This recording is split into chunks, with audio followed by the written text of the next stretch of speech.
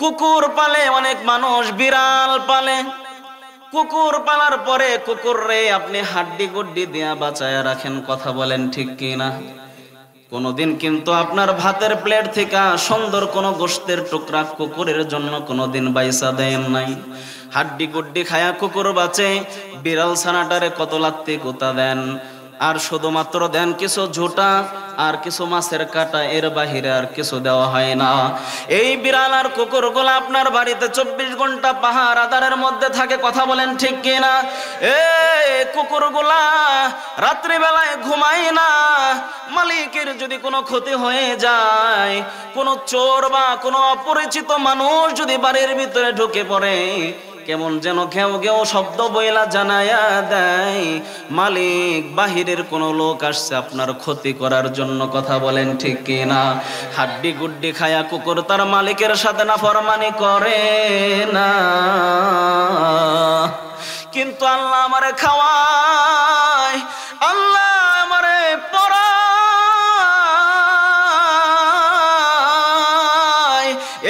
শ্বাস বের করার তৌফিক দেন আমার আল্লাহ, শ্বাস গ্রহণ করার তৌফিক দেন আল্লাহ, সূর্যের আলো দেন আল্লাহ, চাঁদের আলো দেন আল্লাহ। সব কিছু পাইয়াও, সব কিছু পাওয়ার পরেও আমরা নাফরমান করি সেই আল্লাহর সাথে, কথা বলেন ঠিক কিনা? এখন মুমিন সিংবাসী আপনাদের কাছে আমি প্রশ্ন ছড়তে চাই, এই দিক থেকে যদি খেয়াল করেন তাহলে কি মানুষ কুকুরের থেকে শ্রেষ্ঠ না নিকৃষ্ট? শুনতে খারাপ লাগলেও কথা বাস্তব, শুনতে খারাপ লাগলেও কথা বাস্তব। এই জন্য ভাই দোস্ত বুজুর্গ, আল্লাহ রহমান, এই যে রহমান বলেই তো আল্লাহ দিচ্ছেন, কখনো থামাইয়া দেন না, কি করেন না, ছিনাইয়া নেন না, থামাইয়া দেন না। একটা উদাহরণ দেই আরো ভালো করে বুঝবেন কেমন রহমান আল্লাহ। যেহেতু সূরা রহমানের তাফসীর চলতেছে, কি চলে, আমি আমার জুমার বয়ানে প্রতি সপ্তাহে যে কোনো একটা সূরার উপরে তাফসীর করি। ছোট সূরা হলেও 3-4 সপ্তাহ চলে যায়, আর বড় সূরা হাতে নিলে 1-1.5 মাস 2 মাস চলে যায় এক সূরাতে। কারণ হলো তাফসীর করতে হলে একটু ব্যাখ্যা বিশ্লেষণ করে ভেঙ্গে ভেঙ্গে মানুষকে বোঝাতে হয়, কথা বলেন ঠিক কিনা? আপনাদের খারাপ লাগতেছে? ছেড়ে দেব বয়ান? সম্মানিত মুসল্লিয়ানে কেরাম, দিল দেয়া কথাগুলো খেয়াল করবেন, তাহলে আল্লাহ রহমান, কথা বলেন ঠিক কিনা? কয় কেমন রহমান? আল্লাহর সাথে নাফরমানি করার পরেও কোনোদিন খানা বন্ধ হয়েছে নি? কোনোদিন পানি বন্ধ করছে? কোনোদিন শ্বাস বন্ধ কইরা দিছে নি? সূর্যের আলো দেওয়া বন্ধ করছে? চাঁদ আলো দেওয়া বন্ধ করছে? কোনো কিছুই দেওয়া বন্ধ করেন নাই। আল্লাহ বলেন, এ বান্দা, তোমরা মুসলমান, তোমাদেরকেও যেমন খাওয়াই, তোমাদেরকেও যেমন পড়াই, আমার কিছু কাফের মুশরিক আছে, তাদেরকেও আমি আল্লাহ খাওয়াই। সুবহানাল্লাহ। কই সূরাতুর রহমান কেন নাজিল হলো? রাসূল করিম সাল্লাল্লাহু আলাইহি ওয়াসাল্লাম যখন মক্কার কাফের কুরাইশদেরকে এক আল্লাহর দাওয়াত দিচ্ছেন, কয় আল্লাহর দাওয়াত দেয়? এক আল্লাহর দাওয়াত দেয়, হে মক্কার কাফের কুরাইশরা, তোমরা আল্লাহর দিকে আসো, রহমানের দিকে আসো। কার দিকে আসো? আল্লাহর দিকে আসো, রহমানের দিকে আসো। এক আল্লাহর ইবাদত করো, এক রহমানের গোলামি করো। কারণ আল্লাহ যেহেতু পাঠাইছেন, গোলামি হবে আল্লাহর, পৃথিবীর কোনো মানুষের গোলামি হতে পারে না, কথা বলেন ঠিক কিনা? তাহলে গোলামি করতে হবে কার? আল্লাহর। গোলামি করতে হবে আল্লাহর, গোলামি করতে হবে রহমানের। রাসূল আকরাম সাল্লাল্লাহু আলাইহি সাল্লাম যখন মক্কার কাফের কুরাইশদেরকে বললেন, হে মক্কার কাফের কুরাইশরা, তোমরা এক রহমানের গোলামি করো, এক আল্লাহর গোলামি করো। মক্কার কাফের কুরাইশরা তারা আল্লাহ শব্দের সাথে পরিচিত ছিল। আল্লাহ শব্দটা বহুল পরিচিত শব্দ না? রহমান নাম অনেকেই জানে না। আল্লাহর যে গুণবাচক নাম রহমান, এটা সাধারণ অনেক মানুষই জানে না। মক্কার কাফের কুরাইশরাও এই রহমান নামটা জানতো না। মক্কার কাফের কুরাইশরা মুহাম্মদকে ডেকে বলেন, এ মুহাম্মদ, এতদিন তো তুমি এক আল্লাহর দাওয়াত দিচ্ছ, কিন্তু রহমান আবার কি? যখন মক্কার কাফেররা রাসূলকে এই প্রশ্ন করে বসলেন, রব্বুল আলামিন সাথে সাথে সূরা রহমান রাসূল করিম সাল্লাল্লাহু আলাইহি ওয়াসাল্লামের উপরে নাজিল করে দিলেন। পড়ি সুবহানাল্লাহ। এই সূরার মধ্যে প্রথমেই আল্লাহ তাআলা রহমানের পরিচয় দিয়ে শুরু করেছেন, আর রহমান, কথা বলেন ঠিক কিনা? সম্মানিত মুসল্লিয়ানে কেরাম, গভীর মনোযোগ দিয়ে কথাগুলো খেয়াল করবেন। প্রত্যেকটা জিনিস শুরু করার পূর্বে, প্রত্যেকটা আলোচনা শুরু করার পূর্বে তার গুরুত্ব বোঝার দরকার আছে না নাই? কথা বলেন, আছে না নাই? গুরুত্ব যখন বোঝা যাবে তখন আলোচনার মানটা বেড়ে যাবে, শুনতে ভালো লাগবে। কথা বলেন ঠিক কিনা? সূরা রহমানের গুরুত্ব কি? মুফাসসিরিন ইকরাম তাফসীরের কিতাবের মধ্যে লেখেন, এই যে আমরা কনফারেন্স করছি, অনুষ্ঠান করতেছি, এটা কোরআনের মাজমা, কোরআনের অনুষ্ঠান। আল্লাহ পাক রব্বুল আলামিন কাল হাসরের ময়দানে জান্নাতীদেরকে নিয়ে একটা অনুষ্ঠান করবেন, কনফারেন্স করবেন। সেই কনফারেন্সের মধ্যে সমস্ত জান্নাতবাসী থাকবেন, নবী পয়গম্বররা থাকবেন। আল্লাহ পাক রব্বুল আলামিন প্রথমে সেই অনুষ্ঠান উদ্বোধন করার জন্য হযরত দাউদ আলাইহিস সালামকে ডাকবেন। কোন নবীকে ডাকবেন? কথা বলতে হবে, কোন নবীকে? হযরত দাউদ আলাইহিস সালামকে ডাকবেন, বলবেন, হে দাউদ, আমি তোমার উপরে জাবুর কিতাব নাজিল করেছিলাম, তোমাকে আমি এত কণ্ঠস্বর দিয়েছিলাম, দুনিয়ার ভিতরে যখন তুমি তোমার জাবুর কিতাব তেলাওয়াত করতা, সমুদ্রের মাছগুলা পর্যন্ত কিনারার পাশে আইসা জাবুরের তেলাওয়াতটা শুনতে থাকতেন। সুবহানাল্লাহ। তাই তোমারে আমি এত কণ্ঠস্বর দান করলাম, দাউদ আজকে জান্নাতের কনফারেন্সটা তুমি জাবুর কিতাব থেকে তেলাওয়াত করে শুরু করো। হযরত দাউদ আলাইহিস সালাম সেই জান্নাতের কনফারেন্সের মধ্যে, জান্নাতের সেই কোরআনের অনুষ্ঠানে, জান্নাতের সেই মজলিসে যখন জাবুর কিতাব তেলাওয়াত করতে থাকবেন, সমস্ত জান্নাতীগুলা দাউদ আলাইহিস সালামের সুরের মূর্ছনায় পাগল পারা হয়ে যাবেন। সুবহানাল্লাহ। দাউদ আলাইহিস সালাম তিনি তেলাওয়াত করতে থাকবেন তার মধুর কণ্ঠ দিয়ে, আর জান্নাতীরা পাগল পারা হয়ে শুনতে থাকবেন। এক সময় এসে আল্লাহ পাক রব্বুল আলামিন বলবেন, দাউদ হাসবুক, যথেষ্ট, এবার থামো। আল্লাহ পাক রব্বুল আলামিন দাউদ আলাইহিস সালামের জাবুরের তেলাওয়াত শেষ করার পরে আল্লাহ তাআলা হযরত মুহাম্মদুর রাসূলুল্লাহ সাল্লাল্লাহু আলাইহি সাল্লামকে ডাকবেন, হে আমার মায়ার নবী, হে আমার হাবিব, হে আমার বন্ধু। দাউদ আলাইহিস সালাম জাবুর থেকে তেলাওয়াত করেছে, আমি দাউদের উপরে জাবুর নাজিল করেছিলাম, কিন্তু আমি আপনার উপরে কোরআন নাজিল করেছিলাম। আজকে এই মুহূর্তে অনুষ্ঠানের ভিতরে আপনি কোরআন থেকে কিছু তেলাওয়াত করে জান্নাতীদেরকে শোনায়া দেন। সুবহানাল্লাহ। হযরত রাসূল করিম সাল্লাল্লাহু আলাইহি সাল্লামকে যখন তেলাওয়াত করতে বলা হবে, রাসূল আকরাম সাল্লাল্লাহু আলাইহি সাল্লাম পবিত্র কালামে হাকিমের মধ্য থেকে তেলাওয়াত করতে থাকবেন সূরা ইয়াসিন। আল্লাহু আকবার বলেন। কোন সূরা তেলাওয়াত করবেন? সূরা ইয়াসিনের সাথে আপনারা পরিচিত আছেননি? কে কে পারেন দুটি হাত তুলে দেখান। অধিকাংশ মানুষ আল্লাহর রহমতে এখানে পারেন, কিন্তু অনেকেই পারি না, শেখার দরকার আছে না নাই? সূরা ইয়াসিনের গুরুত্ব কম না বেশি? আমি আলোচনা ওই দিকে বাড়াবো না। রাসূল করিম সাল্লাল্লাহু আলাইহি ওয়াসাল্লামকে যখন বলা হবে, হে রাসূল, আপনি পবিত্র কালামে হাকিম থেকে তেলাওয়াত করে শোনান, হযরত রাসূল করিম সাল্লাল্লাহু আলাইহি ওয়াসাল্লাম সূরা ইয়াসিন তেলাওয়াত করা শুরু করবেন। ইয়াসিন, আল্লাহু আকবার। ওয়াল কুরআনিল হাকীম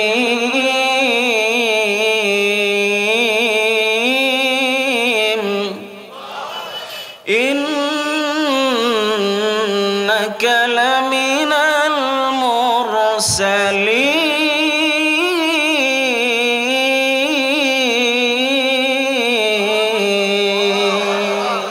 শুনতে খারাপ লাগে? এই শুনতে খারাপ লাগে? সম্মানিত ভাইরা আমার, এই যে দুনিয়ার সাধারণ কণ্ঠ, এই সাধারণ কণ্ঠ দিয়ে সূরা ইয়াসিন তেলাওয়াত করে শোনালাম, আপনাদের কাছে জিজ্ঞাসা করার পরে যেটা অ্যানসার পাইলাম, শুনতে খারাপ লাগে না, ভালো লাগে। এটা হলো কোরআনের মুজিজা, কোরআনের মুজিজা।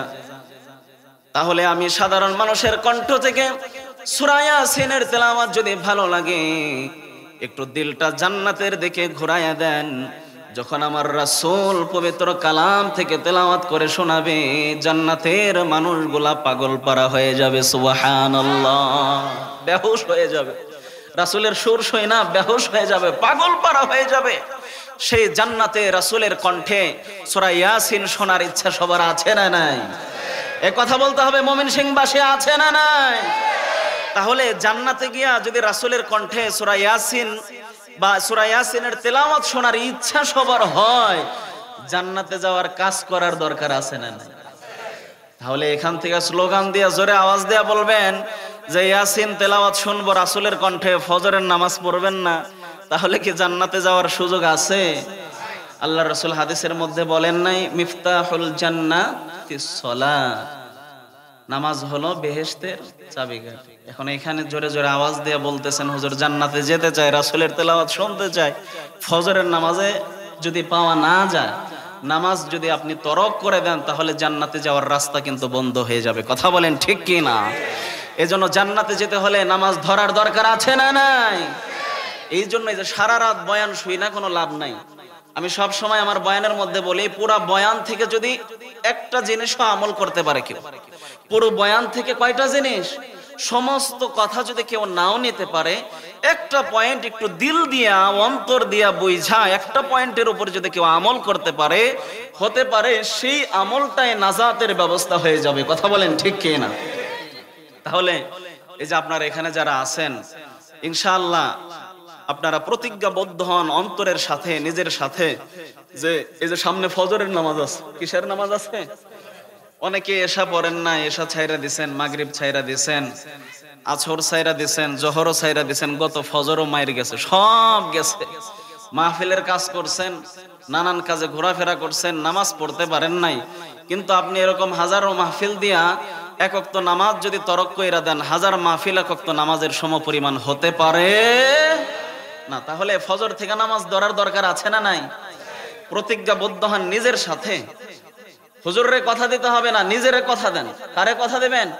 যে শয়তান যতই আমার পা টিপুক, শয়তান আমার যতই শরীর টিপুক, শয়তান যতই আমার মাথায় তেল মালিশ করে দিক, আমি ফজরের নামাজে আসবই আসবো, আসবই আসবো ইনশাআল্লাহ। আল্লাহ তাওফিক দান করেন, বলেন আমিন।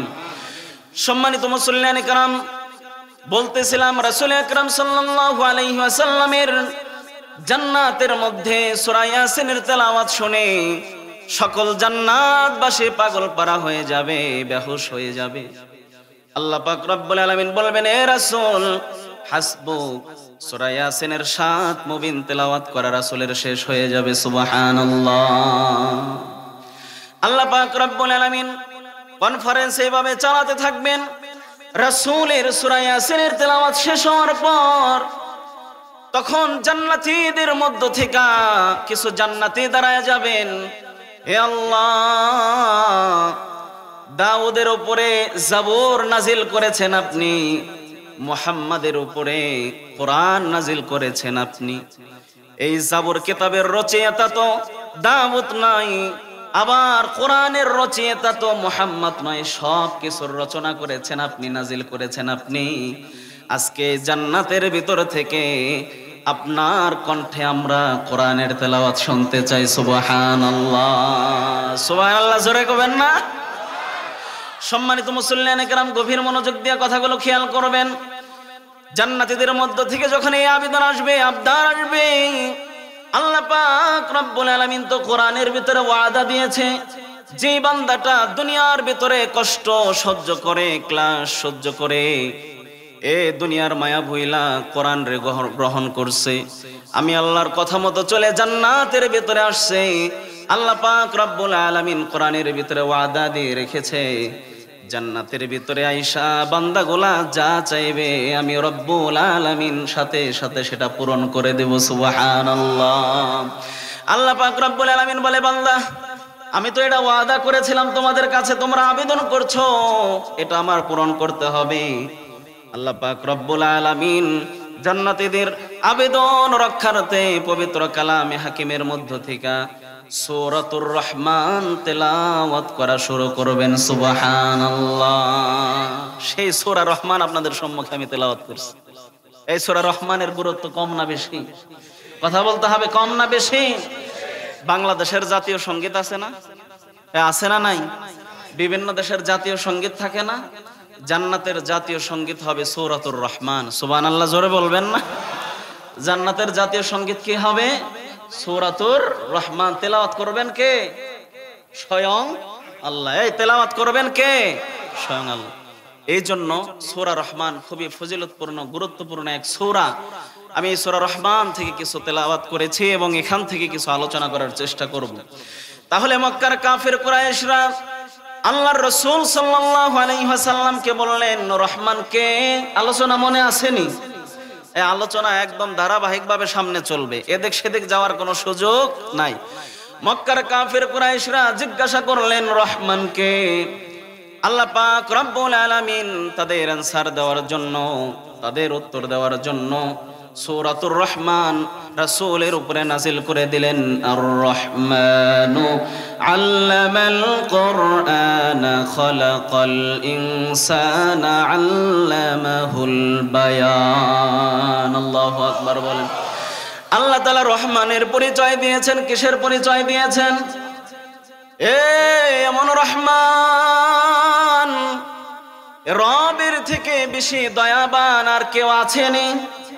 রাসূল হাদিসের মধ্যে বলেন দয়া আর মায়াকে আল্লাহ তাআলা 100 ভাগ করছেন। কয়শো ভাগ? 100 ভাগ কইরা একটা ভাগ মাত্র দুনিয়ার ভিতরে ছাড়ছে। কয়টা ভাগ ছাড়ছে? একটা ভাগের মধ্যে মা পাইছে, বাবা পাইছে, দুনিয়ার সমস্ত মাখলুকাত গুলা পায় গেছে। মা বাবার কাছে কোনো সন্তান যদি ভুল করে, মা বাবা যদি 2-4 দিন 15 দিন রাগ করে থাকে, তার কিছুদিন পরে মা বাবা সন্তানটারে মায়না নেয়। কথা বলেন ঠিক কি না? তাহলে 1 ভাগের কিঞ্চিত পরিমাণ দয়া আর মায়া পাইয়া মা বাবা যদি সন্তানরে মাফ করতে পারে, 99 ভাগ দয়া মায়া যার মধ্যে আছে, সেই রহমান কি তার বান্দাকে মাফ করতে পারে কি পারে না? মুমিন সিংহের মুসলমান, অনেক সময় মানুষ ভাবে আমি অনেক গুনাহ করেছি, মসজিদে যাই কেমনে? কথা বলেন ঠিক কি না? অনেক গুনাহ হয়ে গেছে, নামাজে কেমনে যাই? কিন্তু আল্লাহ পাক রব্বুল আলামিন বলে বান্দা আমি তো আছি, তোমার গুনাহ তো সাগরের পানির থেকে বেশি হয়ে যায় নাই, বৃষ্টির ফোঁটার থেকেও তোমার গুনাহ বেশি হয়ে যায় নাই, জমিনের বালুকণার থেকে তোমার গুনাহ বেশি হয়ে যায় নাই। তোমার ভুলটা বইজা আমি রহমানের কাছে যদি ক্ষমা চাইতে পারো, আমি এমন দয়াবান, আমি এমন রহমান, আমি আল্লাহ তোমাদের সকল গুনাহগুলা মাফ করে দেব। সুবহানাল্লাহ। কিন্তু একটু আল্লাহর কাছে ফিরতে হবে ভাই। বাবারা, অনেক বাবার বয়সী মানুষ আছেন এখানে, আল্লাহর দিকে ফিরতে হবে। কি করতে হবে? আল্লাহর দিকে একটু ফিরে আসেন ভাই। দুনিয়া অনেক করছেন, সন্তানের পিছনে অনেক সময় দিছেন, বিবি বাচ্চাদের পিছনে অনেক সময় দিছেন, পুরা জিন্দেগি তাদের পিছনে বরবাদ করে দিছেন। কথা বলেন ঠিক কি না? দুনিয়ার পিছনে সময় দিতে গিয়া, স্ত্রী সন্তানদের পিছনে সময় দিতে গিয়া আল্লাহরে সময় বড়টা দেওয়া হয় না, আল্লাহরে খুব একটা সময় দেওয়া হয় না। আমি মাঝে মাঝেই বলি 24টা ঘন্টা সময় আমার আপনার জন্য দিছেন কে? কথা কন বাবা, কে দিছে? দুনিয়ার কোনো মানুষ কি আপনার সময় দিছে? দেয় নাই। তাহলে 24টা ঘন্টার মধ্যে 5 ওয়াক্ত নামাজ পড়তে কয় ঘন্টা সময় লাগে? 1 ঘন্টা সর্বোচ্চ। ধরেন আরো কিছু বাড়াইয়া দিলাম, 1 ঘন্টা, সর্বোচ্চ 1.5 ঘন্টা। এর থেকে তো আর বেশি লাগার কথা না, বেশি লাগার কথা না। তাহলে 24 ঘন্টা সময়ের মধ্যে কি 1-1.5 ঘন্টা সময় আল্লাহকে দেওয়া যায় না? এই কথা বলেন, দেওয়া যায় না? আহা, আমরা মানুষ কতটুকু নাফরমান হয়ে গেছে দেখেন। আমি গত জুমার বয়ানেও আমার মুসল্লিদেরকে বলছি যে আমরা কুকুরের থেকে নিকৃষ্ট হয়ে গেছে বর্তমান সময়ের মুসলমান। কিসের থেকে? কথাটা শুনতে একটু খারাপ লাগলেও কথা কিন্তু বাস্তব। কথা শুনতে খারাপ লাগলেও কথা বাস্তব। কয় হুজুর বাস্তব কথা কেমনে বললেন, একটু বোঝায়া দেন। সাধারণভাবে বুঝবেন, কুকুর পালে অনেক মানুষ, বিড়াল পালে। কুকুর পালার পরে কুকুর রে আপনি হাড্ডি গুড্ডি দিয়া বাঁচায়া রাখেন। কথা বলেন ঠিক কি না? কোনোদিন কিন্তু আপনার ভাতের প্লেট থেকে সুন্দর কোনো গোশতের টুকরা কুকুরের জন্য কোনোদিন বাইসা দেন নাই। হাড্ডি গুড্ডি খায়া কুকুর বাঁচে, বিড়াল ছানাটারে কত লাত্তি গোতা দেন, আর শুধুমাত্র দেন কিছু ঝুটা আর কিছু মাছের কাটা, এর বাহিরে আর কিছু দেওয়া হয় না। এই বিড়াল আর কুকুরগুলো আপনার বাড়িতে 24 ঘন্টা পাহাড় আদারের মধ্যে থাকে, কথা বলেন ঠিক কিনা? এই কুকুরগুলা রাত্রিবেলায় ঘুমায় না। মালিকের যদি কোনো ক্ষতি হয়ে যায়, কোনো চোর বা কোনো অপরিচিত মানুষ যদি বাড়ির ভিতরে ঢুকে পড়ে, কেমন যেন ঘেউ ঘেউ শব্দ বইলা জানায়া দেয় মালিক বাহিরের কোনো লোক আসছে আপনার ক্ষতি করার জন্য, কথা বলেন ঠিক কিনা? হাড্ডি গুড্ডি খায়া কুকুর তার মালিকের সাথে নাফরমানি করে না, কিন্তু আল্লাহ আমারে খাওয়ায়, আল্লাহ আমারে পড়ায়,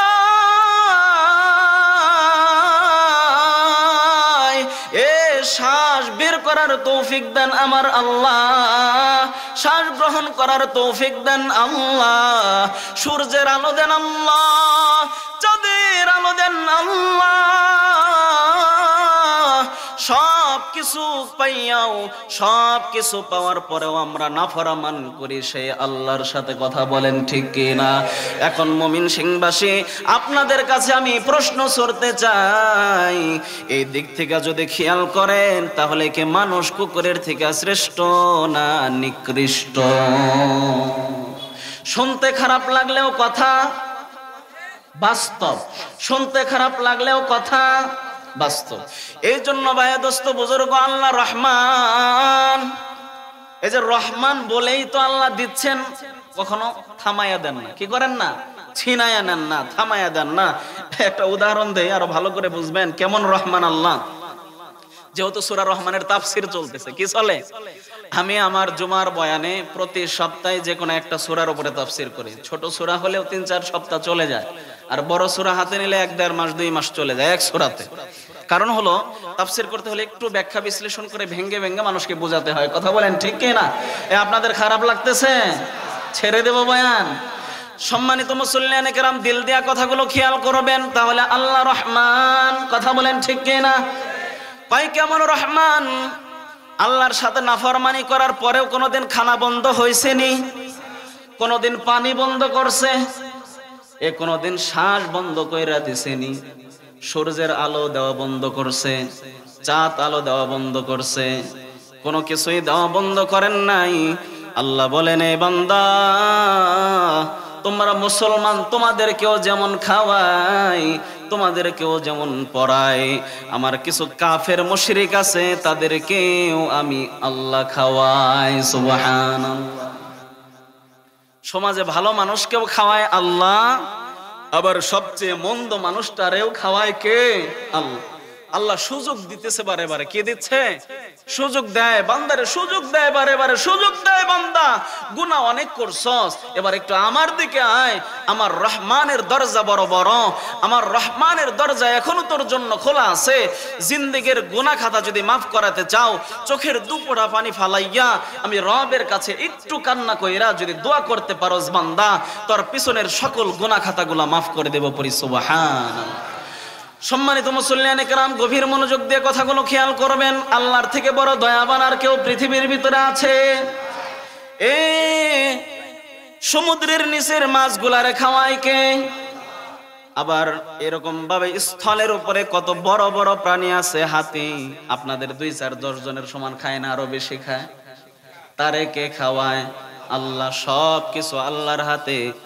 এই জন্য আল্লাহর থেকে বড় দয়াময়, আল্লাহর থেকে বড় রহমান মেহেরবান আর কেউ হতে পারে না, কথা বলেন ঠিক কিনা? সম্মানিত ভাইরা আমার, এখন আর রহমান আল্লামাল কোরআন, আল্লাহ রহমানের পরিচয় দিয়ে শেষ করলেন। আরো আলোচনা অনেক আছে, কিন্তু এই পর্যন্ত আমরা বুঝলাম যে আল্লাহর থেকে বড় রহমান আর দয়াবান আর কেউ হতে পারে না। এ পর্যন্ত আবার তো অফ রাখলাম। এরপরে আল্লামাল কোরআন, যিনি কোরআন শিক্ষা দিয়েছেন, সুবহানাল্লাহ জোরে কান। কে কোরআন শিখাইছেন? কথা কয় না। আল্লাহ কোরআন শিখাইছেন, আল্লামাল কোরআন, আল্লাহ কোরআন শিক্ষা দিয়েছেন। কিন্তু দুঃখজনক হলেও বড় সত্য কথা, হাজারে এমন পাওয়া যাবে 100 জন মানুষ যদি কোরআন পড়তে পারে তার 900 জন মানুষ কোরআন পড়তে পারে না। এটা দুঃখজনক বিষয়। কি জনক বিষয়? দুঃখজনক বিষয়।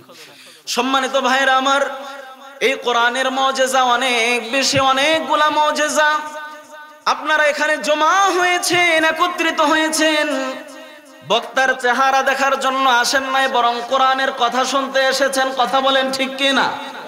এই কেউ বক্তা টাঙ্গাইল থেকে বক্তা আসছে, তার চেহারা দেখার জন্য কোনো মানুষ আসে নাই, আসছে শুধুমাত্র কেবলমাত্র কোরআনের বয়ান শোনার জন্য, কোরআনের আলোচনা শোনার জন্য। কথা বলেন ঠিক কি না? আপনারা যেমন কোরআন শুনতে আসতেন, রাসূলের জামানায় মক্কার কাফের কুরাইশরা রাসূলের বিরোধিতা করলেও রাসূলের কোরআন গোপনে গোপনে শুনতো। সুবহানাল্লাহ। এটা কোরআনের আলাদা মুজিজা, কোরআনের আলাদা মুজিজা। সারাদিন রাসূল সাল্লাল্লাহু আলাইহি ওয়াসাল্লাম মক্কার কাফের কুরাইশদেরকে কোরআনের দাওয়াত দিতেন। কি করতেন? কোরআনের দাওয়াত দিতেন। রাত্রে বেলায় ঘরে গিয়া তিনি কোরআন তেলাওয়াত করতেন। সুবহানাল্লাহ, জোরে বলবেন না? যখন রাসূল দ্বীনের দাওয়াত দিতেন তখন সমস্ত কাফেরগুলা রাসূলের বিরোধিতা করছেন, এক বাক্যে বিরোধিতা করছেন, সবাই ঢালাওভাবে বিরোধিতা করছেন। কিন্তু রাসূল যখন নামাজের ভিতরে কোরআন তেলাওয়াত করছেন, বাইতুল্লাহ শরীফে আবার মদিনাতে মসজিদে নববীতে ফাঁকে ফাঁকে দাঁড়ায়া দাঁড়ায়া কাফের মুশরিকগুলা রাসূলের কোরআন তেলাওয়াত শুনছে। সুবহানাল্লাহ। শুধু এখানেই শেষ নয়, এক রাত্রের ঘটনা, এটা কয়েকটা হাদিসের কিতাবে আসছে। একটু দিল দিয়া শুনেন কোরআনের মুজিজা কেমন। যে কোরআন আল্লাহ শিখাইছেন আমাদেরকে, কোরআনের মুজিজাটা কেমন একটু দিল দিয়া শুনেন, একটু অন্তর দিয়া শুনেন। এক রাত্রে তারা প্রতিজ্ঞা করছে যে মুহাম্মাদের কোরআন তেলাওয়াত আমরা গোপনে টোপনে যাই শুনি, কিন্তু শুনতে যাওয়া যাবে না। আর কি করা যাবে না? শুনতে যাওয়া যাবে না। মক্কার ভিতরে লিডার ছিল, একটু নেতা টাইপের ছিল আবু জেহেল। কে ছিল? আবু জেহেল ছিল, আবু লাহাব, উতবা সাহেব, এরা সবাই নেতা টাইপের ছিল। সবাই প্রতিজ্ঞা করছে মুহাম্মাদের তেলাওয়াত মাঝে মাঝে যাই শুনছি আমরা, সামনে আর যাওয়া যাবে না। এটা প্রতিজ্ঞাবদ্ধ হয়েছে। প্রতিজ্ঞাবদ্ধ হইয়া রাত্রে বেলায় যখন বিছানায় ঘুমাইতে যাবে, এখন আর ঘুম আসে না। ঘুম আসে না কেন? মুহাম্মাদের তেলাওয়াত শোনার আগ পর্যন্ত ঘুম আসবে না। সুবহানাল্লাহ, জোরে কোন। সবাই রাসূলের কোরআন তেলাওয়াত শোনার জন্য চলে গেছে গোপনে গোপনে। আবু জেহেল মনে করতেছে যেহেতু আমি নেতা, আমি নিষেধ করে দিছি, আর কেউ আসার কথা না। আবু জেহেল এই ভাইবা গেছে। এখন ওই দিক থেকে উতবা, পরে আবু লাহাব, সাইবা, এরা মনে মনে ভাবতেছেন লিডার যেহেতু বলছে আসবে না, তাহলে সে আসবে না, আমরাই মনে হয় যাচ্ছি। তো এখন চারজনেই রাসূল করিম সাল্লাল্লাহু আলাইহি সাল্লামের কোরআন তেলাওয়াত শোনার জন্য রাসূলের বাসায় গিয়া রাসূলের ঘরের দরজার আশেপাশে এবং বেড়ার আশেপাশে তারা দাঁড়ায় রয়েছে। দাঁড়ায় দাঁড়ায় কোরআন তেলাওয়াত শুনতেছে। কোরআন তেলাওয়াত শুনতে শুনতে রাসূলের মধুর সুরের মূর্ছনায় তারা হারিয়ে গিয়ে দেখে ফজরের নামাজের আজান হয়ে গেছে। সুবহানাল্লাহ বলেন। এখন ফজরের নামাজের আজান হইলে এই কাফেরের বাচ্চাগুলার তো আর নামাজ কালাম পড়বে না। এখন তারা সবাই বাড়ির দিকে রওনা হয়েছে। বাড়ির দিকে রওনা হওয়ার পরে রাস্তায় গিয়া চারজনের সাথে মোলাকাত হয়ে গেছে। সুবহানাল্লাহ বলবেন না? এখন একজন আরেকজনরে বলতেছেন, কি ব্যাপার লিডার, আপনি এখানে আসছেন কেন? তোমরা এখানে আসছো কেন? তোমাদের না নিষেধ করছি? লিডার, ধমক দেয়া লাভ নাই, সবাই একই অপরাধী। কথা বলেন ঠিক কি না? এই বইলা ঠিক আছে, আজকে যাই ভুল করছি আর কখনো আসা যাবে না, এটা শেষ প্রতিজ্ঞা, হাতে হাত রেখে প্রতিজ্ঞা করে যাও, এরপরে যেন আর কখনো আমরা না আসি। সবাই চলে গেছে বাসায়। পরের দিন রাত্রে বেলায় একই কাহিনী। এক একজন মনে করতেছে আমি যাইতেছি, এখন আমার পরে হয়তো আচ্ছা বলতেছে, আমি সব সিস্টেম করে দিয়ে যাব, সমস্যা নাই আপনাদের ইনশাআল্লাহ। মুমিন সিং এর বক্তারা, মুমিন সিং এর ওলামায়ে কেরামরা বয়ান পারে, এটা আমরা জানি, কিন্তু টাঙ্গাইলের ওলামায়ে কেরামরাও বয়ানে পিছায়া নাই। কথা বলেন ঠিক কি না? সব ওলামায়ে কেরামরা পুরো দেশব্যাপী রাজত্ব করুক, কোরআনের বাণী ছড়িয়ে দেখ, এটাই আমরা চাই। হিংসা বিদ্বেষ রাখা যাবে না। মুমিন সিং এর মানুষ টাঙ্গাইল যাবে, টাঙ্গাইলের মানুষ মুমিন সিং আসবে, এতে কোনো সমস্যা নাই। আলেমদেরকে শ্রদ্ধা করতে হবে, সম্মান করা শিখতে হবে। কি করা শিখতে হবে? আপনি যখন একজনকে সম্মান করবেন, আপনি আরেকজনের কাছ থেকে সম্মান পাবেন। কথা বলেন ঠিক কি না? আপনাদের খারাপ লাগতেছে? এই তো একটু পরে ছেড়ে দেব। দ্বিতীয় দিন একই কাহিনী। এই ভাই আসছিল যে পিছন থেকে যেন একটু এগিয়ে গিয়ে বসলে পিছন থেকে মানুষগুলো একটু বসতে পারে, একটু কষ্ট করে শয়তানকে জায়গা না দিয়ে। কাকে জায়গা না দিয়ে? শয়তানকে জায়গা না দিয়ে সামনের ফাঁকা জায়গাগুলো ইনশাআল্লাহ পূরণ করে বসি। আল্লাহ রাজি হবেন, আল্লাহ সন্তুষ্ট হবেন, আল্লাহ খুশি হবেন ইনশাআল্লাহ। একটু এগিয়ে এগিয়ে বসি।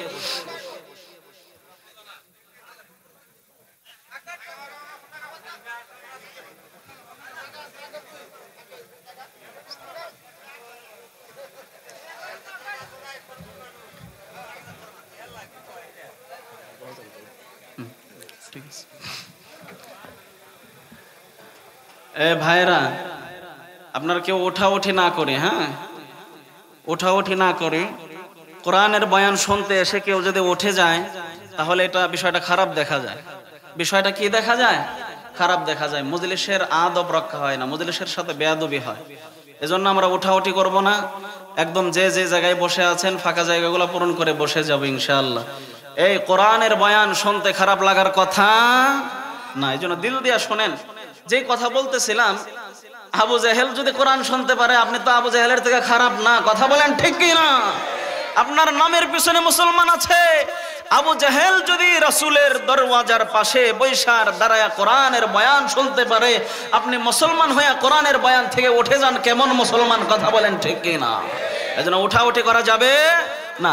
যেই কথা বলতেছিলাম, দ্বিতীয় দিন একই কথা, আবার আসছে কোরআন তেলাওয়াত শুনতে। কোরআন তেলাওয়াত শুনতে শুনতে আবার ফজর হয়ে গেছে। কি হয়ে গেছে? ফজর হয়ে গেছে। এবার বাড়ি ফেরার পথে আবারও সবার সাথে মোলাকাত হয়ে গেছে। এখন কঠিন অবস্থা। এই নেতা, আপনি আবার আসছেন যে আজকে? আমি আসছি, তোমরা কেন আসলা? ঠিক আছে, আজকের পরে আর আসবো না, আজকেই শেষ, এরপরে আর আসা যাবে না। বলতেছে এরপরে যদি আসেন আর সাধারণ পাবলিক যদি জানে কথা, আমরা তো তাদেরকে নিষেধ করে রাখি কোরআনের বয়ান শুনতে যাওয়া যাবে না, আমরা শুনতে আসি। সাধারণ পাবলিক জানলে কিন্তু নেতা সাইজ করে ফেলবে সবগুলা। কথা বলেন ঠিক না? নেতা মানার সময় আর থাকবে না। আবু জেহেল তারা নিজেরাই আলোচনা করতেছেন। তো এখন চলে গেছে দ্বিতীয় দিন, তৃতীয় দিন আবার একই অবস্থায় সবাই বিছানার সাথে পিঠ লাগায়, আবার মনে মনে ভাবি যায় একটু তেলাওয়াত শুই না আসি রাসূলের। সুবহানাল্লাহ বলবেন না জোরে? বিছানার সাথে পিঠ লাগায়। আবু জেহেলের ব্যাপারে আসছে, একবার পিঠ লাগায়, তার বিবির দিকে তাকায়, দেখে ঘুমাইছে না ঘুমায় নাই। যখন দেখে ঘুমায় নাই, সে আবার ঘুমের ভান করে। এমনে সেমনে তারে ফাঁকি দিয়া শেষ মুহূর্তে রাসূলের কোরআন তেলাওয়াত শুনতে আসছে। ওই দিনও ধরা খাইছে। সুবহানাল্লাহ জোরে বলেন। এই জন্য তারা কোরআনের বিরোধিতা করলেও, দূর থেকে রাসূলের শত্রুমি করলেও, কিন্তু তারা জানতো আর বুঝতো এই কোরআন দুনিয়ার কোনো মানুষের বানানো কোরআন নয়, এই কোরআন দুনিয়ার কোনো মানুষের লেখা কোনো কিতাব নয়, কোরআন নয়, বরং এটা এক আল্লাহর প্রেরিত কিতাব। কথা বলেন ঠিক কিনা? কিন্তু তারা মানতো না কেন জানেন? শুধু একটা কারণে মানতো না। একটা কারণ কি? একটা কারণ হলো, যদি তারা কোরআন মেনে নেয় তাহলে নেতাগিরি চলে যাবে। কি গিরে চলে যাবে? নেতাগিরি চলে যাবে। আমি ওই লাইনে আলোচনায় যাচ্ছি না। তাহলে তারা এই জন্য তাদের সাধারণ জনতাদেরকে কোরআন থেকে দূরে সরিয়ে রেখেছেন, যাতে করে তাদের নেতাগিরি চলে না যায়। কারণ তারাই যদি গ্রহণ করে তাহলে তো আর তাদের কোনো মূল্য থাকবে না। সম্মানিত মুসল্লিয়ানে কেরাম, গভীর মনোযোগ দিয়ে কথাগুলো খেয়াল করবেন। আর রহমান আল্লামাল কোরআন, আল্লাহ কোরআন শিক্ষা দিয়েছেন। কথা বলেন ঠিক কিনা? তো আমরা কোরআন পারি না, কোরআন জানি না, কোরআন পড়তে পারি না, কোরআন শেখার দরকার আছে না নাই? আরে এমনও মানুষ আছে আলিফ বা তা 29 হরফ বলতে দিলেও 29টা হরফও সুন্দর করে বলতে পারে না। আছে না না এরকম লোক? এমন অনেক ফ্যামিলি আছে রমজান মাসে কোরআনটা থাকের উপরে উঠায় রাখছে, আগামী বা পরবর্তী রমজান আসার আগ পর্যন্ত কোনোদিন কোরআনটা খুলে দেখে না। এরকম শ্লোক আছে না নাই? এরকম ফ্যামিলি আছে না নাই? আপনাদের এলাকায় মনে হয় নাই? আপনাদের এখানে যারা বসছেন মনে হয় প্রতিদিন 5 পারা করে কোরআন তেলাওয়াত করেন নাকি? 1 পারা করে করেন? 2 পারা কইরা? আহা, এমন অনেক ফ্যামিলি আছে, অনেক পরিবার আছে, সেই যে রমজানে কোরআন থাকের উপরে উঠাইছে, তাকের উপরে উঠাইছে, পরের রমজান আসার আগ পর্যন্ত তাকেও হাত নাই, কোরআনেও হাত নাই। কথা বলেন ঠিক কি না? আল্লাহ আল্লাহ যে আমাদের উপরে গজব ফালায় না, গজব ফালায় মাইরা ফালায় না, এটা আমাদের জন্য বড় সৌভাগ্যের ব্যাপার। কথা বলেন ঠিক কি না? একটা ঘটনা মনে পড়ে গেল, বলবো নি? দেখেন, এই কোরআন একটু দিল দিয়া শোনেন কথাটা। এই কোরআনের বিষয়ে একটি ওয়াকিয়া আসছে এরকম। আমরা বড় বড় উলামায়ে কেরামের কিতাবের মধ্যে পেয়েছি, আমাদের আকাবিরদের কিতাবের মধ্যে পেয়েছি যে একটা মহল্লা, ছোট মহল্লা, কি মহল্লা? ছোট একটা মহল্লা, ছোট একটা সমাজ। এই ছোট মহল্লার মধ্যে একজন যোগ্য ইমাম সাহেব নিযুক্ত করেছেন বা নিয়োগ দিয়েছেন। এদিকে খেয়াল করেন, একটা ছোট মহল্লার মধ্যে একটা যোগ্য ইমাম সাহেব নিয়োগ দিয়েছেন বা যোগ্য ইমাম সাহেবকে নিযুক্ত করেছেন। তো সেই মহল্লার একটা নিয়ম ছিল, উসুল ছিল যে প্রতি রমজান মাস যখন আসবে, রমজান মাস আসার পরে এক এক দিন এক এক বাড়িতে ইফতার করানো হয়। সুবহানাল্লাহ বলেন। এরকম নিয়ম বিভিন্ন সমাজে আছে না নাই? বিশেষ করে যে খানার পালিগুলা ফালায়, মাসে একদিন করে এক এক বাড়িতে ফালানো হয়। তো ওই মহল্লার সিস্টেম ছিল, নিয়ম ছিল যে প্রতি রমজান মাসের প্রতিদিন করে এক এক দিন এক এক বাড়িতে ইমাম সাহেব ইফতারি করবে। সুবহানাল্লাহ বলেন। একটু আকর্ষণ করে শুনেন, দেখেন কোরআনের সাথে আমাদের সম্পর্ক কতটুকু পিছিয়ে গিয়েছে। এই ঘটনাটা শুনলে বুঝবেন, এবং এই ঘটনার সাথে আমাদের সাথে কিছু মিল আছে, এজন্যই বলতেছি। তো এখন ইমাম সাহেব সেই নিয়ম অনুযায়ী আপনার এক মুসল্লির বাসায় খাবার খাইতে গেছে, ইফতার করতে গেছে সন্ধ্যাবেলায়। তো ইফতার করতে যাওয়ার পরে তখন ইমাম সাহেব দেখতেছেন যে পাশের রুমেই ইফতারের ব্যবস্থা করা হচ্ছে, স্বামী স্ত্রী মিলে তার জন্য ইফতারের ব্যবস্থা করতেছেন। তো ইমাম সাহেব আর একটা কামরা আছে, কক্ষ আছে, সেখানে বসে গেছে। সেই কক্ষে বসে ইমাম সাহেব ইফতারের জন্য অপেক্ষা করতেছে। কিসের জন্য অপেক্ষা করে? ইফতারের জন্য অপেক্ষা করতেছেন। তো এখন অপেক্ষা করতে করতে ইমাম সাহেবের নজরে পড়লো যে কিছু টাকা এগুলো বিস্তৃত হয়ে, বিচ্ছিন্ন হয়ে, এলোমেলো হয়ে ফ্লোরে পড়ে গেছে। কোথায় পড়ে গেছে? ফ্লোরে পড়ে গেছে, নিচের জমিনে পড়ে গেছে। পড়ে যাওয়ার পরে ইমাম সাহেব ভাবলেন যে জানালা দিয়ে যেহেতু বাতাস আসছে, প্রচন্ড বাতাস আসছে, টাকাগুলা যদি আমি এভাবে এলোমেলো করে রাখি তাহলে এগুলো আরো হারিয়ে যাওয়ার সম্ভাবনা আছে, এক একটা এক এক জায়গায় গিয়ে এলোমেলো হয়ে থাকে। এর থেকে কি করা যায়? টাকাগুলো সুন্দর করে গুছিয়ে তিনি কোরআনের ভিতরে রেখে দিয়েছেন। সুবহানাল্লাহ, জোরে গান। পাশে কোরআন ছিল, তার ওই মুহূর্তে ওইখানেই রাখার মতো একটা জায়গা ছিল, সুযোগ ছিল, সেখানে রেখে দিয়েছে। রেখে দেওয়ার পরে ইমাম সাহেবের জন্য ইফতারি নিয়ে আসছেন। ইফতারি নিয়ে আসার পরে ইফতারি করে সুন্দর করে তিনি মোনাজাত দিয়ে তিনি তার মসজিদে চলে গেছেন। মসজিদে চলে যাওয়ার পরে এখন বাড়িওয়ালা স্বামী স্ত্রী দুইজনে মিলে খেয়াল করে যে যে টাকাগুলা রাখছিল, একটা টাকাও আর আপন জায়গায় নাই। সুবহানাল্লাহ বলে। একটা টাকাও সেখানে আপন জায়গায় বহাল নাই, সঠিক জায়গায় নেই। তখন বাড়িওয়ালা দুইজনে মিলা, স্বামী স্ত্রী দুইজনে মিলা মনে মনে ভাবলো, হুজুর রে আল্লাহ ইফতারির দাওয়াত দিয়া শেষমেশ হুজুর কি টাকাটা চুরি করে নিয়ে গেল। নাউজুবিল্লাহ, জোরে বলবেন না। এই সাধারণ কিছু পাবলিকের মন মানসিকতা এরকম আছে না নাই? সাদা কাপড়ে একটু ময়লা লাগলে ময়লা আর একটু বাড়ায়া দিয়ে সমালোচনা করতে থাকে। কথা বলেন ঠিক না? ইমাম সাহেব টাকা চুরি করে নিয়ে গেল, শেষমেশ তারে দিলাম ইফতারির দাওয়াত, ইফতারি করতে আসছে, টাকা চুরি করে নিয়ে গেছে। বড় দুঃখের বিষয়। এখন এটা মনের ভিতরে ক্ষোভ নিয়া ইমাম সাহেবের সাথে আর কোনো কথাবার্তা বলে না, সব কথা অফ। নাউজুবিল্লাহ, জোরে গান। আপনাদের কাছে আমি প্রশ্ন করতে চাই, ইমাম সাহেব কি টাকা নিছে? ইমাম সাহেবরা কি টাকা নেওয়ার লোক? এইভাবে কথা বলেন, নেয় নাই, কিন্তু বেচারারা ভুল বুঝতেছে। ইমাম সাহেব টাকা নিয়ে গেল, কথা বলে না। কথা বলে না তো বলেই না। আবার ইমাম সাহেবকেও বিষয়টা জানাই নাই, আর তার আশপাশে যারা আছে তাদের কাছেও কিছু বলেন নাই। মনের ভিতরে ক্ষোভ নিয়ে পুরা একটা বছর কাটাইয়া দিছে। মনের ভিতরে ক্ষোভ নিয়ে পুরা কয়টা বছর কাটাইছে? একটা বছর কাটাইছে। এই হুজুরে আর জীবনে দাওয়াত দিব না, হুজুরে আর জীবনে কি করবো না, দাওয়াত দিব না। যেই কাজ কইরা গেছে আরে আবার দাওয়াত দিব আমার বাড়িতে। আহা, এখন ঘুরতে ঘুরতে এক বছর অতিবাহিত হয়ে পরের বছর আসছে। আমার পরের বছর রমজান মাস উপস্থিত। এখন অন্যান্য বাড়িতে খায়া ইফতারি করা শেষ করার পরে উনার বাড়িতে পালিয়ে আসছে। কার বাড়িতে? ওই যে সন্দেহ করলো যে লোকটা, তার বাড়িতে। তো ওনার বাড়িতে পালিয়ে আসার পরে এখন স্বামী বলতেছে যে না, এই ইমাম সাহেবরে আর আমরা ইফতারি দিব না। নাউজুবিল্লাহ, জোরে কান। এই ইমাম সাহেবরে আর আমরা ইফতারি করাবো না। এখন স্ত্রী বলতেছেন, স্বামী হয়তো ইমাম সাহেবের মনে হয় টাকার প্রয়োজন ছিল, তখন বলে নিয়ে গেছে। এখন এই কষ্টটা আর অন্তরের ভিতরে না রাখা ইমাম সাহেবের একটা দাওয়াতটা দিয়েই দেন। এখন স্বামীরা যেহেতু বউয়ের কথা বা স্ত্রীর কথা শুনে, মানে ওই লোকটাও স্ত্রীর আবদারটা রাখছে। সুবহানাল্লাহ বলেন।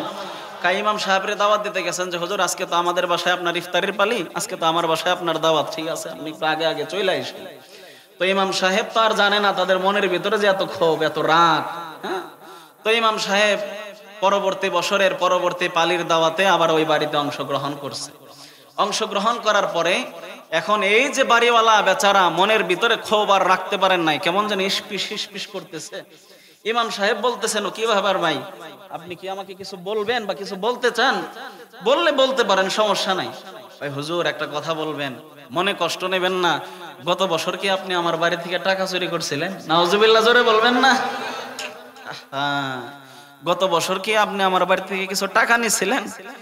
ইমাম সাহেব এই কথা শোনার সাথে সাথে দুটি চক্ষু দিয়া পানি ছেড়ে দিছে, ঝরঝর করে পানি পড়তেছে, ঝরঝর করে পানি পড়তেছে। ইমাম সাহেবের চক্ষু দিয়া পানি বের হওয়া দেখে বাড়িওয়ালা বলতেছেন, ইমাম সাহেব কান্না করতেছেন কেন? ইমাম সাহেব ডাইকে বলতেছেন, ভাই আপনি মনে কইরেন না যে আপনি আমার চোরের তকমা লাগাইছেন, চোরের অপবাদ দিছেন, এই জন্য কান্না করতেছি। বিষয়টা কিন্তু আদৌ এরকম নয়, বরং আমি কান্না করতেছি যে আপনি কেমন মুসলমান, আপনার স্ত্রী কেমন মুসলমান, আপনারা কেমন মুসলমান যে একটা বছর আগে আমি আপনার বাড়িতে আসছিলাম দাওয়াত খাইতে, এখানে কিছু টাকা রাখছিলেন সেটা আমি জানি, সেই টাকাগুলা ফ্যানের বাতাসে বা বাহিরে থেকে জানালা দিয়ে প্রবাহমান বাতাসে এলোমেলো হয়ে গেল। সেই টাকাগুলা আমি কোরআনের ভিতরে রেখে দিলাম, সেই টাকাগুলো আমি কোরআনের নিচে রেখে দিলাম।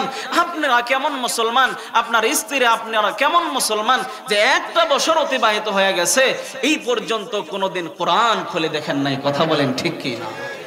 কেমন মুসলমান? এক বছর আগের কথা, গত রমজানের কথা। কারণ আপনার টাকাটা তো কোরআনের ভিতরে আছে। টাকাটা কোথায় আছে বাবা? কথা বলেন কোথায় আছে? কোরআনের ভিতরে টাকাটা আমি রাইখা দিছি যত্ন কইরা। কারণ মুসলমান কোরআন খুলবে, কোরআন দেখবে, কোরআন খোলার সাথে সাথে তার টাকাটা পাওয়া যাবে।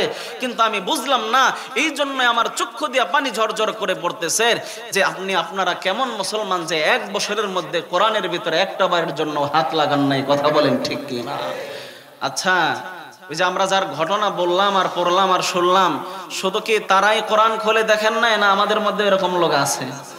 কথা বলতে হবে, আছে না নাই? আছে, এরকম লোকের অভাব নাই। তাহলে আল্লাহ যে কোরআন দয়া আর মায়া কইরা রাসূলের উপরে নাজিল করলেন, উম্মতে মুহাম্মাদের জন্য কোরআন পাঠাইলেন, সেই কোরআন পড়ার শোনার দরকার আছে না নাই? এই কথা বলেন আছে না নাই? সম্মানিত বাবাজিরা আমার দিল দেয়া শুনবেন কথাগুলো। আল্লাহ রাসূল সাল্লাল্লাহু আলাইহি ওয়াসাল্লাম হাদিসের মধ্যে বলেন, কোন মানুষ যদি কোরআন পড়তে না পারে, কোরআন পড়তে না পারে, না জানে, ওই মানুষটা যদি কোরআন শেখার চেষ্টা করে, কোরআন শেখার চেষ্টা কইরা কোরআনের পৃষ্ঠাগুলা যদি উল্টায়, রব্বুল আলামিন তবু ওই ব্যক্তির আমল নামায় সব লিখে দেবেন। পড়ি সুবহানাল্লাহ। তাহলে আজকে থেকে আমার কাছে আপনারা প্রতিজ্ঞাবদ্ধ হয়েছেন প্রথমে যে ফজরের নামাজ ছাড়বেন না, এটা প্রতিজ্ঞাবদ্ধ হয়েছেন কি হন নাই? আলোচনার শুরুতে প্রতিজ্ঞা করছেন কি করেন নাই? আমি মসজিদের ইমাম সাহেবকে বলে যাব এবং যারা নামাজে আছে তাদেরকে বলে যাব, মুয়াজ্জিন সাহেবকে বলে যাব, সকালে আমি ফোন দিয়ে জানবো যে এই ভাইগুলা যারা নামাজের ওয়াদা করলো এই ভাইগুলাকে নামাজে আসছিল কিনা। আমি ইনশাআল্লাহ জিজ্ঞাসা করব। আপনারা আসবেন তো বাবারা? আল্লাহ আসার তৌফিক দান করেন। আর দ্বিতীয় একটা নসিহত করে যাব। আমি বলছি পুরা বয়ান আপনার মুখস্থ করতে হবে না, পুরা বয়ান আপনার ভিতরে নিয়ে নিতে হবে না, বরং দুই একটা জিনিস যদি মার্ক করে দাগায়া দুই একটা জিনিসের উপরেও যদি আমল করতে পারেন, দুই একটা নসিহার উপরেও যদি আমল করতে পারেন, সেই দুই একটা আমলের ওসিলায় আল্লাহ আপনার নাজাতের ব্যবস্থা করে দিতে পারে। কথা বলেন ঠিক কি না? তাহলে আরেকটা বিষয় আমার কাছে প্রতিজ্ঞাবদ্ধ হতে হবে। হবেন কি বাবারা? দেখেন, আপনাদেরকে আমি বলবো যে প্রত্যেক দিন কমপক্ষে কিছু কিছু কোরআন তেলাওয়াত করার চেষ্টা করবেন ইনশাআল্লাহ। যারা পড়তে পারেন তারা একটু বেশি পড়বেন, যারা পড়তে পারেন তারা একটু বেশি পড়বেন।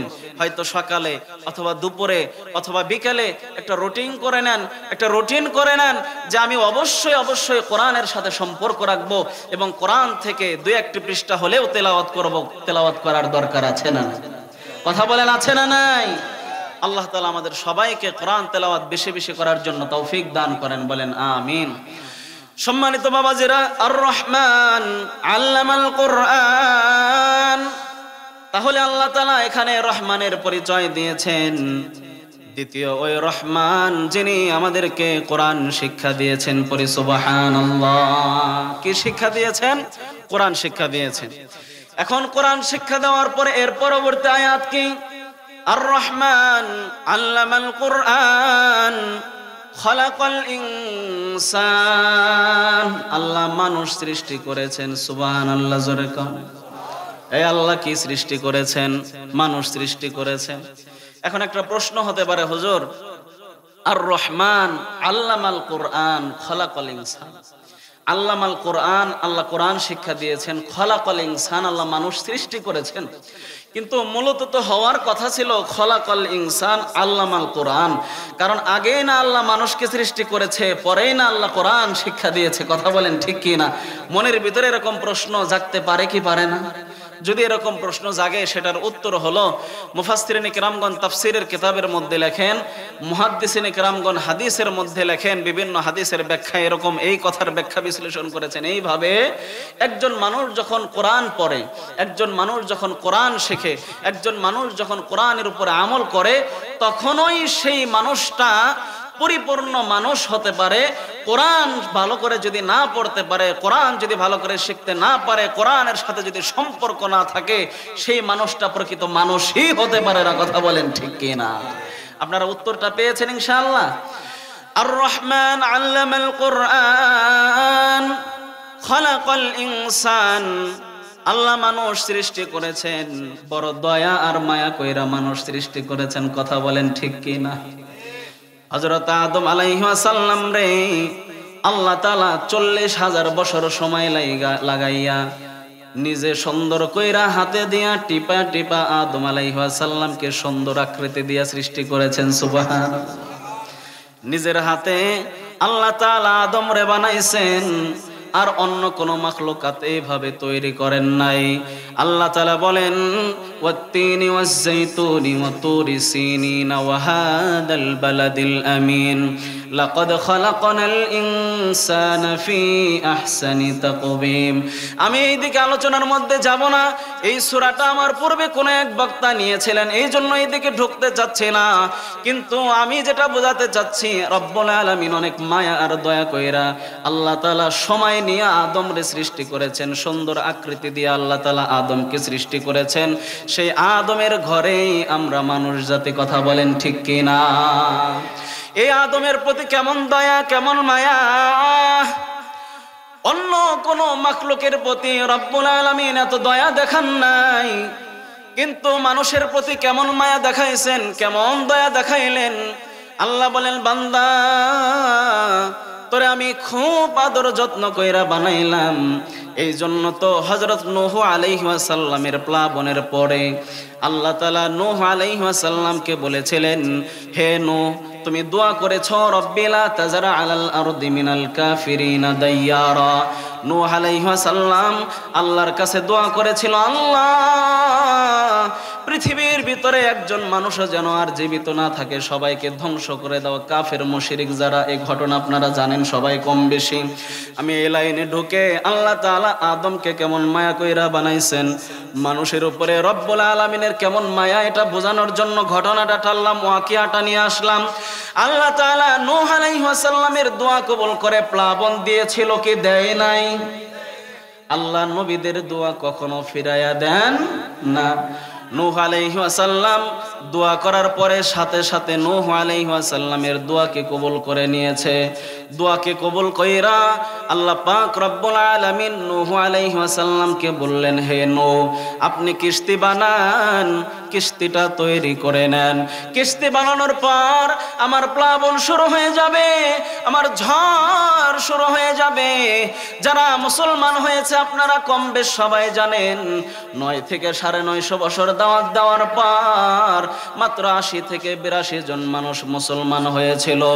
নূহ আলাইহিস সালামকে বললেন, হে নূহ, আপনার প্লাবন শুরু হয়ে যাবে, তার আগে আপনি কিস্তিটা তৈরি করে নেন, নৌকাটা মজবুত করে বানায়া নেন, আপনার উম্মতগুলারে উঠাইবেন যারা মুসলমান হয়েছে, এবং ওই সমস্ত প্রাণীগুলা জোড়ায় জোড়ায় উঠাবেন যেগুলো আপনার কাছে আছে। নূহ আলাইহিস সালাম আল্লাহ তাআলার হুকুম পাইয়া, অর্ডার পাইয়া কিস্তি বানানো শেষ করলেন। আল্লাহ তাআলা হুকুম করলেন সবাইকে নিয়ে উঠে পড়ো। নূহ আলাইহিস সালাম আল্লাহর আদেশ পাইয়া, হুকুম পাইয়া যখন সমস্ত প্রাণীগুলা, সমস্ত মুসলমানগুলারে লইয়া প্লাবন শুরু হওয়ার আগেই কিস্তিতে উঠে গেলেন। একটু পরে প্লাবন শুরু হয়ে গেল, একটু পরে ঝড় শুরু হয়ে গেল। কাফের মুশরিকগুলো ধ্বংস হয়ে গেছে, শুধুমাত্র বেঁচে রইল নূহ আলাইহিস সালামের উম্মতগুলা, যারা আল্লাহর উপরে ঈমান এনেছিল। পড়ি সুবহানাল্লাহ। ওই সমস্ত মানুষগুলারে নিয়া, ওই সমস্ত আরো প্রাণীকুল যেগুলো ছিল সেগুলোর লইয়া নূহ আলাইহিস সালাম যখন জমিনের উপরে নামলেন, জমিনের উপরে নামার পর আল্লাহ পাক রব্বুল আলামিন ডেকে বলেন, নূহ তোমার দোয়াকে আমি কবুল করছি, এখন তোমার জন্য আমি একটা হুকুম জারি করতেছি, তোমার জন্য একটা আদেশ দিচ্ছি, সেই হুকুমটাকে তুমি পালন করে নাও, সেই আদেশটাকে তুমি পালন করে নাও। নূহ আলাইহিস সালাম ডেকে বললেন, আল্লাহ আপনি হুকুম দেবেন, আপনি রব, আপনার হুকুম তো আমার অবশ্যই অবশ্যই পালন করতে হবে। কথা বলেন ঠিক কিনা? নূহ আলাইহিস সালাম বললেন, আল্লাহ হুকুম দেন, আপনার আদেশ অবশ্যই অবশ্যই আমি অক্ষরে পালন করার চেষ্টা করব।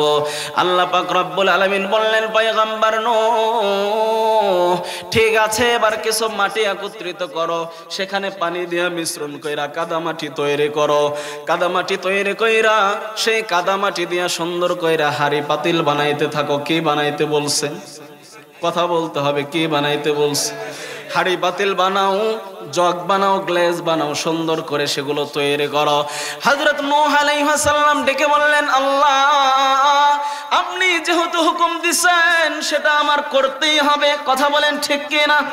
ঠিক আছে। আল্লাহর হুকুম পাইয়া, আল্লাহর অর্ডার পাইয়া, আল্লাহর নির্দেশ পাইয়া হযরত নূহ আলাইহিস সালাম সেগুলো বানানো শুরু করে দিল। আস্তে আস্তে সুন্দর কইরা, ধীরে ধীরে সুন্দর কইরা হাতের কারিশমা দিয়া দিয়া জগ বানায়, সুন্দর কইরা এরকম ভাবে গ্লাস বানায়, সুন্দর কইরা প্লেট বানায়, প্লেটগুলা বানাইয়া, গ্লাসগুলা বানাইয়া, জগগুলা বানাইয়া বানাইতেছে বানাইতেছে। রব্বুল আলামিন ডেকে বলেন, নূহ যতক্ষণ পর্যন্ত আমি নিষেধ না করব ততক্ষণ পর্যন্ত বানাইতেই থাকো। নূহ আলাইহিস সালাম বানাই, এগুলা বানাইতে কষ্ট আছে না নাই? এই কথা বলতে হবে, আছে না নাই? নূহ নবী অনেক কষ্ট কইরা সেগুলা তৈরি করছে, সুন্দর কইরা, আদর কইরা, মায়া কইরা, যত্ন কইরা বানাইছে। সুন্দর কইরা বানাইয়া রোদ্রে পোড়ায়, রোদ্রের ভিতরে শুকায়, রোদ্রে শুকায়, যখন বৃষ্টি আসে সুন্দর কইরা উপর দিয়া ঢাইকা দেয়, অথবা সুন্দর কইরা সেগুলা উঠায় ফেলে যেন রোদ্রে যেগুলা শুকাইছে বৃষ্টিতে যেন ভিজে না যায়, নষ্ট না হয়ে যায়। নূহ আলাইহিস সালাম কত মায়া দিয়া, কত সুন্দর কইরা সেগুলা বানাইলো, শুকায়াও গেল। শুকায়া যাওয়ার পর আল্লাহ পাক রব্বুল আলামিন ডেকে বলেন, নূহ তোমার জন্য পরবর্তী নির্দেশ হলো, এবার সুন্দর করে একটা লাঠি হাতে নাও। কি হাতে নাও? একটা লাঠি হাতে নাও। নূহ আলাইহিস সালাম একটা লাঠি হাতে নিলেন। আল্লাহ পাক রব্বুল আলামিন নির্দেশ দিলেন, হে নূহ এতদিন বইরা, কষ্ট কইরা, মায়া কইরা, দয়া কইরা যে জিনিসগুলা বানাইছো, যে জগ বানাইছো, গ্লাস বানাইছো, প্লেট বানাইছো, কলস বানাইছো, এগুলা একতে একতে ভাঙা শুরু করে দাও। একে একে ভাঙা শুরু করো, একদিক থেকে ভাঙা শুরু করে দাও। হযরত নূহ আলাইহিস সালাম আল্লাহ তাআলার নির্দেশ পাইয়া, আল্লাহর নির্দেশ মানার লক্ষ্যে সেগুলো ভাঙতেছে ভাঙতেছে ভাঙতেছে। দিলের ভিতরে বড় মায়া, দিলে বড় ব্যথা। এতদিন আল্লাহ কষ্ট কইরা বানাইলাম, এত সুন্দর কইরা বানাইলাম, এখন আল্লাহ আবার হঠাৎ করে ভাঙার নির্দেশ দিল কেন? আল্লাহ পাক রব্বুল আলামিন ডেকে বলে, নূহ এই যে মাটির কলসটা ভাঙছো, প্লেটটা ভাঙছো, গ্লাসটা ভাঙছো, এত করে কি তোমার অন্তরের ভিতরে কষ্ট হয়? এত করে কি তোমার অন্তরের ভিতরে মায়া হয়? নূহ আলাইহিস সালাম ডেকে বলেন, আল্লাহ এত মায়া করে বানাইছি, এত যত্ন করে বানাইলাম, একটু ভাঙতে তো দিলের ভিতরে কষ্ট হবে। কথা বলেন ঠিক কিনা? অন্তরের ভিতরে অনেক মায়া লাগে, কিন্তু আল্লাহ আপনার হুকুম পালন করার জন্য এগুলো ভেঙ্গে চূর্ণ বিচূর্ণ করে দিলাম, ভেঙ্গে খান খান করে দিলাম। আল্লাহ পাক রব্বুল আলামিন নূহ নবীকে ডাইকা বলেন, নূহ তুমি শুধুমাত্র কয়েকদিন বইরা মাটি দিয়া এই কলসগুলা বানাইছো, জগগুলা বানাইছো, প্লেটগুলা বানাইছো। এটা ভাঙতে যদি তোমার এত কষ্ট হয়, হে নূহ, তুমি যেই সময় আমাকে বলছো আল্লাহ রব্বি লা তাযার আলাল আরদি মিনাল কাফিরিনা দাইয়ারা, কাফেরদের জন্য বদদুয়া করছো আল্লাহ আমি যেন তাদেরকে ধ্বংস করে দেই।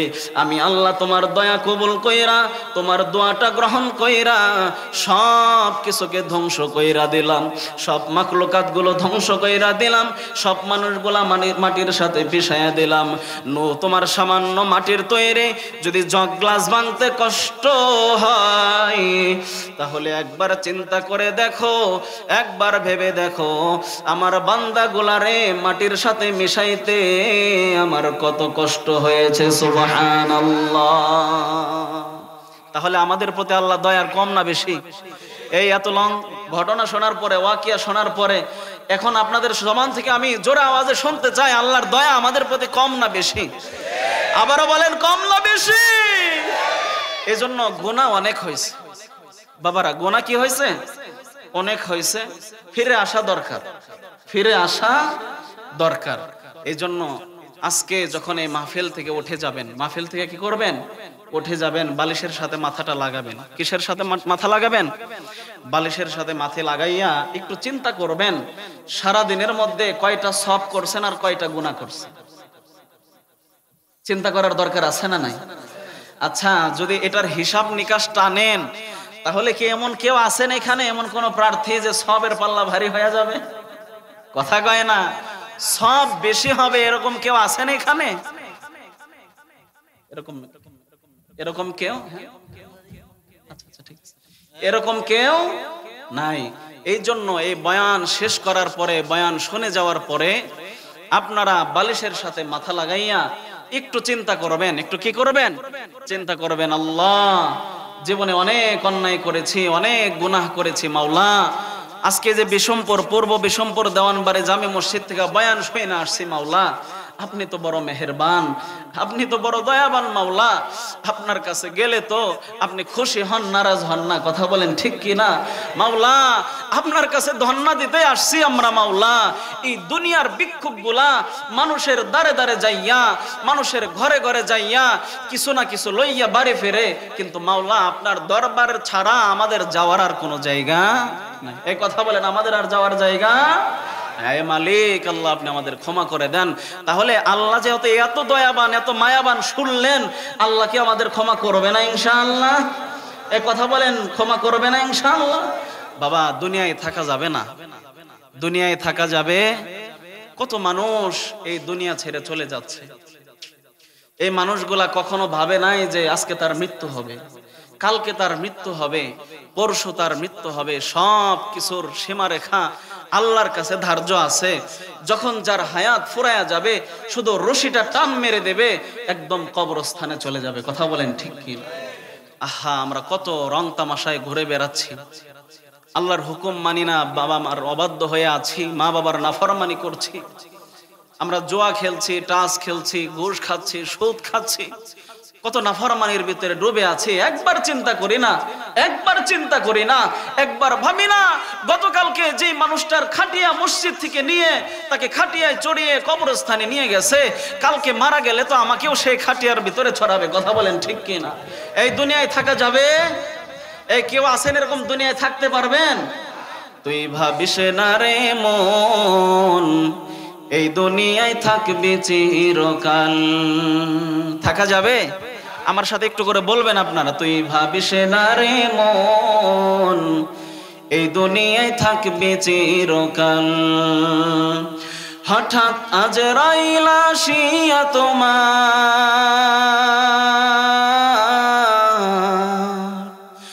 হঠাৎ আজরাইল আসিয়া তোমার নিয়ে যাবে প্রাণ। তুই ভাবিস না রে মন, এই দুনিয়ায় থাকবি চিরকাল। তুই ভাবিস না রে মন, এই দুনিয়ায় থাকবি চিরকাল। থাকা যাবে?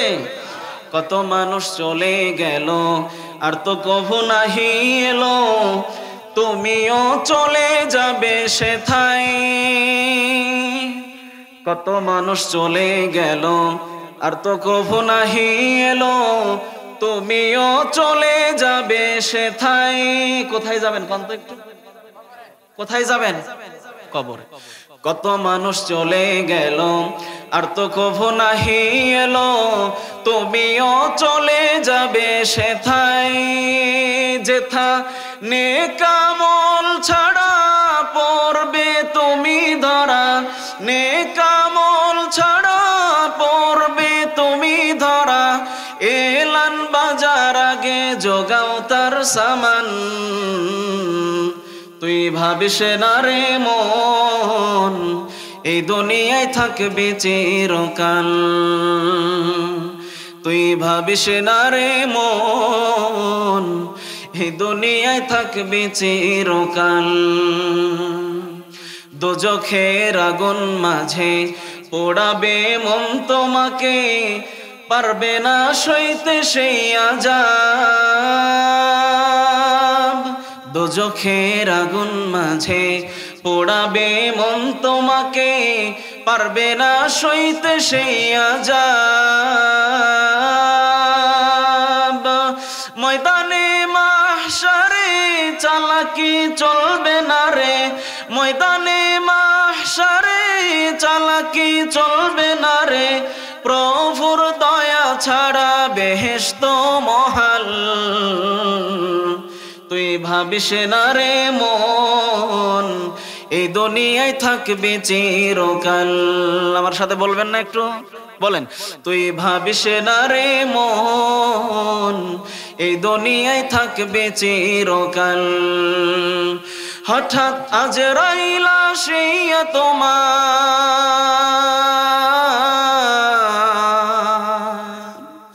হঠাৎ আজরাইল আসিয়া তোমার নিয়ে যাবে প্রাণ। তুই ভাবিস না রে মন এই দুনিয়ায় থাকবে চিরকাল। তুই ভাবিস না রে মন এই দুনিয়ায় থাকবে চিরকাল। থাকা যাবে নি?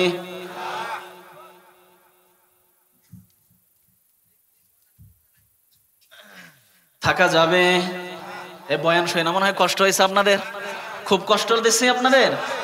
হ্যাঁ, যাই হোক, এখন আমার সর্বশেষ কথা, বয়ান সংক্ষেপ, অনেক সময় হয়ে গেছে।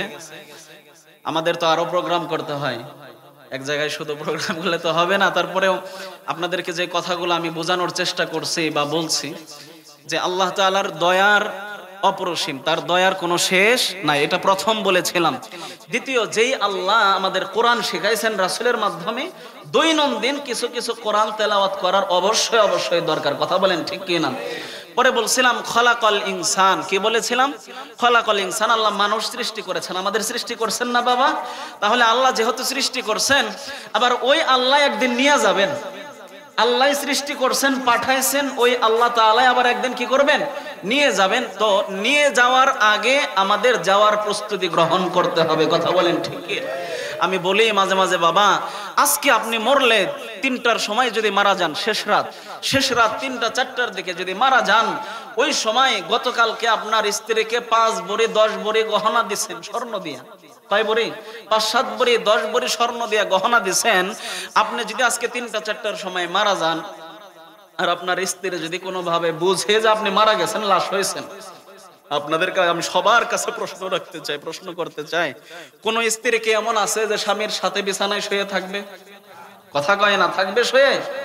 একটাও পাওয়া যাবে না যে কোন স্ত্রী স্বামী মারা গেছে এটা জানার পরে তার পাশে শুয়ে আছে। কেন থাকবে না? গতকালকে না 10 ভরি দিয়ে দিচ্ছেন স্বর্ণ দিয়া গহনা, তাও থাকবে না।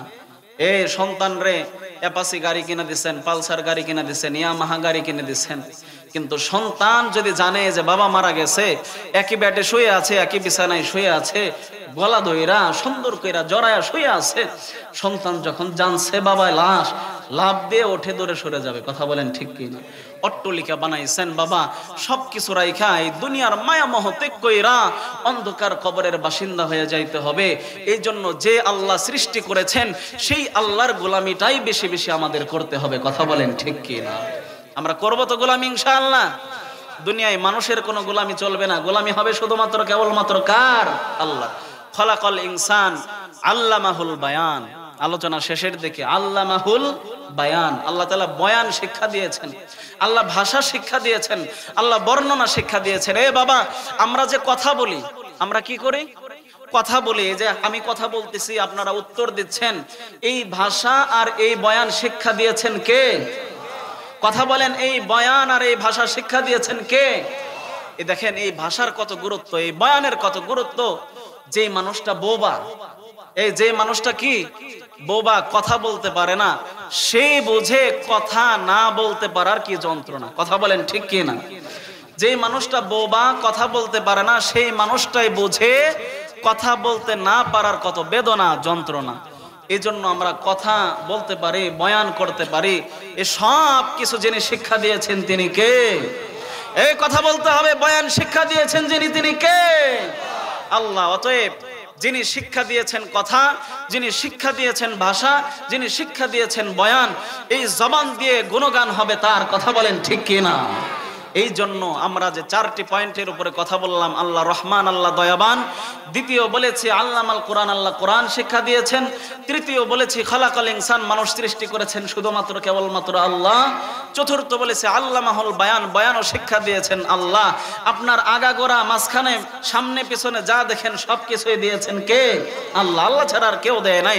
অতএব আল্লাহর দিকেই ঝুঁকতে হবে, আল্লাহর দিকেই ধাপিত হবে, আল্লাহর কোরআনের দিকেই ছুটতে হবে। কোরআন সুন্নাহ অনুযায়ী চললেই আখিরাত আর এই ইহকাল পরকাল উভয় জগতে শান্তি পাওয়া যাবে। কথা বলেন ঠিক কি না? যেই কথাগুলো বললাম শুরু থেকে নিয়ে শেষ পর্যন্ত, যেই কথাগুলো আমি বলেছি আপনাদের সম্মুখে, যাহা কিছু করণীয় সেগুলো করার এবং যাহা কিছু বর্জনীয় সেগুলো বর্জন করার তৌফিক আল্লাহ আমাদের সবাইকে দান করেন। বলেন আমিন।